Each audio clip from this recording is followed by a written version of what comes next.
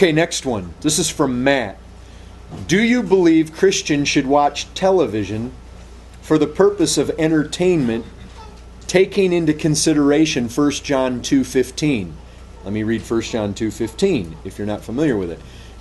Do not love the world or the things in the world. If anyone loves the world, the love of the Father is not in him. Do you believe Christians should watch television for the purpose of entertainment, taking into consideration 1 John 2:15? Now, I might just mention one or two things that I just mentioned. The fact is that 1 John 2:15 does not specifically say that it is sin to own a television or to have a computer that you may watch things on. It doesn't say that. So I am not going to say that it's absolutely wrong for one of you folks to own a television. Now, that being said, let me remind you of some other things that Scripture does say. Psalm 101, verse 3. I will not set before my eyes anything that is worthless. How about we read that one again?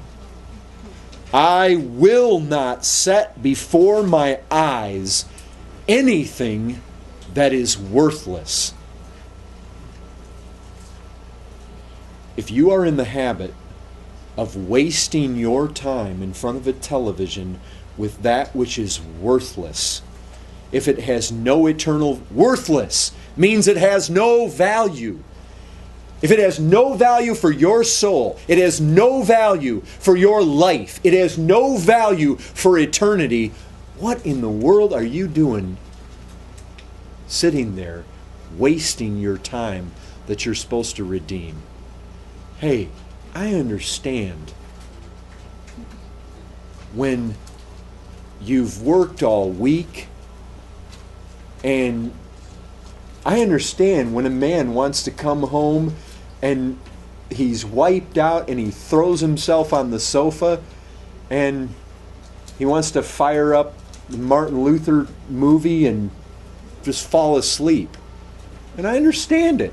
I'm not going to condemn a guy for doing that. But I'll tell you this, I think on the one hand watching Martin Luther might have some value to it. I've personally found that old black and white one to be profitable to my soul. I understand times in your life when you need to kick back with your wife. If your thing is sitting and watching the stars or the wind blow or whatever it is, more power to you. If that's what you want to do. But look, setting things that are worthless before your eyes, that's not a good thing. Psalm 26:4. I do not sit with men of falsehood, nor do I consort with hypocrites. I hate the assembly of evildoers, and I will not sit with the wicked. I will not sit with the wicked. If you're watching trash and filth and wicked men do wicked things on television, what do you think? Do you think that's any different than if the guy's sitting at your dinner table? If you'll let people come in to your home and say things across your television or across your computer that you would not allow them to come in and sit at your dinner table and say, what in the world are you doing? I will not sit with the wicked. Psalm 1:1. Those of you that were there for Sunday school on Sunday. Blessed is the man who walks not in the counsel of the wicked, nor stands in the way of sinners, nor sits in the seat of scoffers.